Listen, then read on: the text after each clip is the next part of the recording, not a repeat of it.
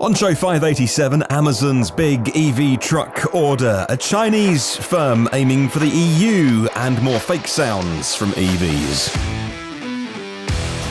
Those stories and many more coming up on the show for Saturday, 21st of September. My name is Martyn Lee, going through every EV story that I can find. And wherever you're listening around the world, thank you for tuning into the show today. Good morning, good afternoon, or good evening, wherever you are. If you are in the USA, of course, you do have access to myev.com. The world's first marketplace, all about buying and selling and learning about EVs along the way. It has a plug socket and it's on the used market. You know the first place to go is myev.com. Big news about an Amazon order of EV delivery trucks from the darling of the EV industry at the moment. Yes, that would be Rivian. Well, firstly, let's just check out the official press release. We'll go to the source and see what Amazon are saying. Amazon say that by joining the climate pledge and agreeing to decarbonise on a faster time horizon, signatories will play a critical role in stimulating investment in the development of low-carbon products and services that will be required to help companies meet the pledge. And of course, Amazon is, or rather Jeff Bezos is, one of the signatories on this pledge. Well, Amazon's previously announced investment in Rivian is an example of this, they say. Rivian's a producer of emissions-free EVs with the headquarters in Plymouth, Michigan, and a manufacturing base in Normal, Illinois. The $440 million investment will accelerate the production of EVs, critical to reducing emissions from transportation. To further advance this goal, Amazon today announced an order of 100,000 electric delivery vehicles from Rivian, the largest order ever of electric delivery vehicles, with vans starting to deliver packages to customers in 2021. Amazon plans to have 10,000 of the new EVs on the road as early as 2022 and all 100,000 vehicles on the road by 2030, saving 4 million metric tons of carbon per year by 2030. So that is the official word, the official line. TechCrunch say that Rivian noted it was the largest order to date of any electric delivery vehicles and that they'd begin to deploy them from 2021. Amazon itself led a $700 million investment round in Rivian back in February earlier this year, and the company announced a further $350 million from the auto industry giant Cox Automotive only earlier this month. Well, automaker Ford also revealed a $500 million investment in Rivian back in April earlier this year. I said they were the darlings of the EV industry. There are plenty of people clamouring to get a seat on the board and put some money into the bank account. So the headline of 100,000 EV trucks stands. Dig a little bit deeper into what it really means, and it means a $440 million investment for trucks to be on the road in the next 11 years. The first ones are going to be 2021, and the timescale is 2030 to have all 100,000 trucks delivered, and they want the first 10,000 of the new delivery vehicles on the road by 2022. So if you follow that progression out from 10,000 in the first year to 100,000 by 2030, although they didn't say this, I would suggest there is a somewhat linear development every single year, 10,000 trucks a year, just over actually, which in the EV industry is quite rare because often we see things grow. The graphs often aren't linear. They often start slowly and then ramp up pretty quickly. Just saying. Let's check out what Wired.com say about the deal. If you put Amazon's order for 100,000 electric delivery vans by 2030 into perspective, well, today FedEx uses 85,000 motorised vehicles to deliver packages around the world. UPS has 123,000 package cars, vans, tractors and motorcycles, including about 10,000, the company say, currently use alternative fuel or advanced technology. 100,000 delivery vans, that is a lot.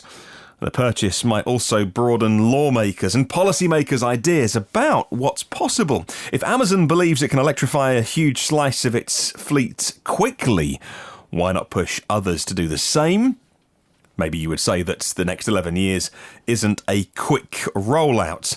The Los Angeles Times say that Amazon ships 10 billion items to customers around the world every year using fossil fuel burning planes, trucks and other vehicles. The company also has hundreds of distribution and fulfillment centers, including several in Southern California, along with a network of data centers, including those used by Amazon Web Services or AWS, a cloud provider of data storage, web hosting and other computer services to business.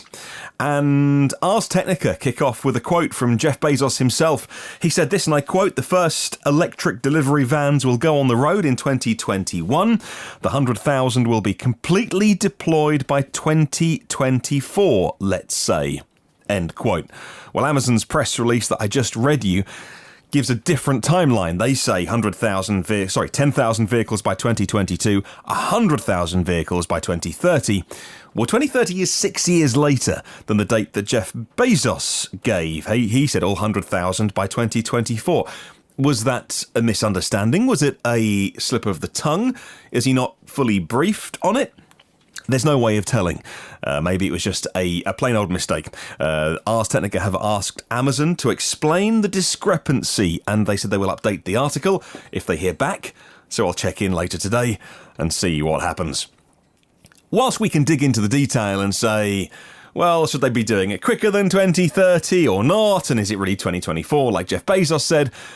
Headline is, this is fantastic. Fantastic for the mainstream media to report the big number. 100,000 Amazon trucks being electrified, pure electric. It's great for Rivian because, of course, they now have orders on their books. It secures the company's future to an extent because they know that there's a source of money that's going to be coming in over the next 11 years. It's also good for reputation and confidence with other people looking to place orders. Will you get, I don't know, a semi-truck from Tesla or a last-mile delivery truck from Rivian? If you're making decisions, of course, it always helps when you've got such positive headlines around the company and financial security with revenue that is booked. And good generally for the EV truck industry, again, with the wider mainstream media, the general perception of EVs being more than just playthings made by Tesla for rich people with 150 grand in the bank, which is, you must admit, the perception of some people out there in non-EV land. Well, I'd love to know what you think of the Rivian Amazon deal. Send me your thoughts either on email or leave a comment on the online places like YouTube and Facebook. My email address for any of your thoughts on any of the stories we cover is hello@evnewsdaily.com. That was the big news today. Right, let's rattle through a couple of other stories on Saturday. TUV Rheinland has presented the Chinese vehicle manufacturer Aiways with a certificate for EU-wide approval of their U5 electric vehicle. I hadn't heard of the Chinese EV maker Aiways before, and if I had, then it had fallen out of my tiny brain. So this is a company which has, for a few years now, in doing my research on this, back in 2017, they were talking about their U5 or their EV SUV being on sale in Europe in 2019. Now, clearly that timescale has slipped. Aiways is AIWAIS.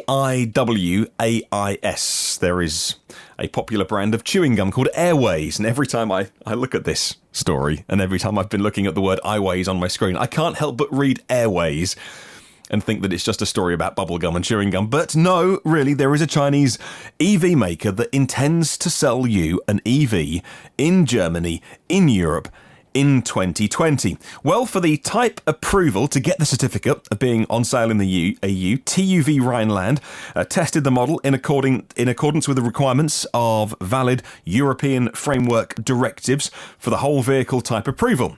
WVTA. Well, the Aiways U5 is an SUV, and according to the manufacturer, stands out because of long range. The WVTA certification makes it the first EV from a Chinese manufacturer that can be sold in the European Union, and the approval marks Aiways' official entry into the European market. For the presentation in Frankfurt, two vehicles of the Aiways U5 had just completed a very long journey. They'd driven more than 15,000 kilometres. They started at the Chinese Start point, they went via Russia, the Baltic states, Scandinavia, Denmark, and the Benelux countries, and into France. The EU type approval is mandatory for all vehicles, vehicle parts and systems sold in the European Union. The certification covers aspects from vehicle safety, environmental protection, and emissions values. So, there's your headline. The Aiways U5, if you are listening in Europe, could be officially the first Chinese car that starts the wave of Chinese EVs that many say is coming. The Aiways website, aiways.eu, isn't written in the best English, and that's never a good start. It's either a translation from Chinese, or maybe German, where they seem to have a European base, or at least a European registered address for their website. For example, I'll quote you this from the Aiways website. Abandon the wrong idea that the vehicle is designed for a person. Shift the focus of design from a person to a family. The concern in design is how to make all family members comfortable, including the aged and the children. Okay, well, I'm not sure that too many automakers, I'm not sure VW or BMW or Mercedes are going to be writing too many web pages about their vehicle being suitable for the aged. Sounds like a Google Translate being used there. And it also says this when describing their interior, and I quote, provide comfort from each direction, feel soft, look nice, end quote. Okay, so this is perhaps in need of a really good English language speaking marketing company or web design company or anyone just to get their hands on this and say, look, if you're going to sell the comfort of your seats, maybe don't write sentences like feel soft and look nice, because it does sound like it's just a direct translation. Anyway, from Automotive News Europe back in February, Aiways is targeting most of Europe with the U5, but is not going to rely on a dealer network. Without giving more details, they aren't going to have the dealer network, but they didn't say what their support network would be. No pricing or market information for European models was given at the time of the Geneva unveil. The car will not be available in right-hand drive for the UK market. If sales go ahead in Europe by the end of the year, which was what was being promised back in February, Aiways would be ahead of any other Chinese rival to bring an electric car to the market. Lynk & Co., which is owned by Geely, plans an EV, but not until 2020. Aiways was founded in 2016 by the former CFO of the Chinese automotive maker SAIC Group, Gu Feng. The company's chief product officer is Roland Gumpert, the founder of the sports car company Apollo Automobile, and a former head of Audi Sports. Well, the Twitter accounts for Aiways, I'm following the link through from the Aiways EU website here, has been abandoned since May 15th, now appears to be dormant. Questions like Euro NCAP safety testing will be answered, as will customer support. If I was going to spend my money on a 5-seater SUV with a 63 kilowatt hour battery, looks like it's loaded with tech, as many of these Chinese EVs are, I would certainly want it to be from a company that hadn't abandoned their Twitter account many, many months ago. Of course, all well and good saying we're going to be selling out EVs in Europe, but when it actually comes down to parting with your hard-earned money, would you be first in the line? Of course, I can't be, because I'm in the UK and they won't be selling it in right-hand drive. Or are cars more like white goods now? There is an interesting path that we're on. At what point does the motor car come from my, say, grandparents' generation, where the car would be something that you would have to service if you were lucky enough? My grandparents' generation, if they were lucky enough to have a car, and post Second World War, if they were lucky enough to have a television, a telephone, a car in the garage, wow, you actually had your own car, it would certainly be something that the man of the house would service every weekend. It would regularly need oil, and it would certainly need something on the floor of the garage or driveway to collect the oil that would inevitably drip from it. But it would need a lot of maintenance. At what point do you go from the motor car being that to a white good, like tumble dryers, washing machines, toasters, fridges? Now, look, I'm maybe unlike some other people. Like, I know that all of my stuff in the kitchen is by Bosch. German company, Bosch.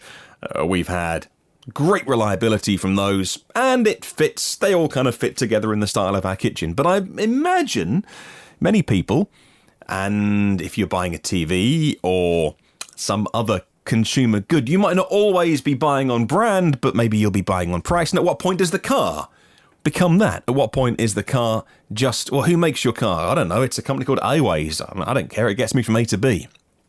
Or am I overthinking this? And actually, you do care. Maybe the big names that have spent years building their reputation, the VWs and Audis and BMWs, like I say. And actually, you can add Tesla to the mix because they've been going a long time now and putting in great warranties on their EVs to reassure people. Actually, at what point do those reputations come into play? For me, personally, I don't know about you, for me personally, they still do hold quite a lot of sway. There's certainly been other companies that wouldn't have been on your radar years ago. The Hyundais, the Kias of the world, and you go back a little bit further, the Skodas of the world were the butt of every joke in the 1980s. Certainly in this country. Come a long way in terms of reliability, but again, dealer networks and servicing and someone to take your car back to if it's not working to say, could you fix this, please? But many of those, like the Korean companies, did that with a dealer network, but also very, very long warranties, 8-year. I think it's one of them that came out with the 8-year warranty. Maybe it was Kia, which does a lot to persuade people, actually, I can take the risk. All right, well, a couple of quick stories, and I don't want to go on too long on today's podcast. The Karma Revero GT is an internal combustion engine EV. It's a range extender. And it doesn't only provide luxury and speed and performance for its future buyers, but it will also provide a sound, well, like all EVs have to, and a pedestrian alert. According to Car Scoops, the Karma team joined forces with the Eco Safety Group to come up with an audible warning technology to keep pedestrians safe. According to Karma's Director of Infotainment Systems and Connected Cars, Joe Durry, the Revero GT's new sound is a low-level, throaty electric hum, similar to electronic audio tones heard in a futuristic movie. Well, yeah, you could say it's kind of Blade Runner, or you could say it sounds like a leaf blower. I will let you make your mind up. Here it is.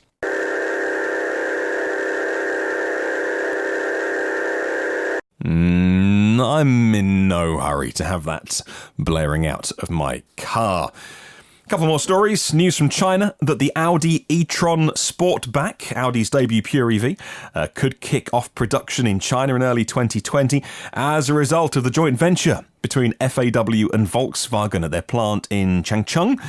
Some reports say, how many could we see a year? Some reports saying 45 to 50,000 units could be made of the e-tron in their Chinese facility to be sold all over the world, not just in that domestic market. And finally, talking of buying EVs, if you're in the USA, Tesla is facing some direct sales bans in the US. The saga seems to have no end. The company is now being sued by the New Jersey Coalition of Automotive Retailers, who took them to court to try and avoid competing with Tesla, says Fred at Electrek. Back in 2015, New Jersey allowed Tesla to open 4 sales locations in the state. The Car Dealers Association believes that Tesla should never have been allowed to open these locations, and Tesla has an additional gallery. Now, the gallery showcases their products. The association states in the complaint that they shouldn't be able to operate in that location because the gallery is all about letting people see Teslas up close and personal, in the flesh, in the metal, as it were, and that means people want to buy them. And the association says that once you see a Tesla, you want to buy one, therefore, the gallery shouldn't be allowed because it is, in essence, helping Tesla sell cars. If you can't beat them, sue them. I will put a link to Electrek in the show notes if you want to read more. On to our question of the week. What is your dream EV road trip? We will take our virtual tour around the world on Sunday's show, and it'll be interesting to see what people's dream EV road trips are. Thank you to 253 patrons of the podcast, whose generosity means that I get to make this show. Our premium partners, Phil Roberts of Electric Future, Brad Crosby and Avid Technology as well.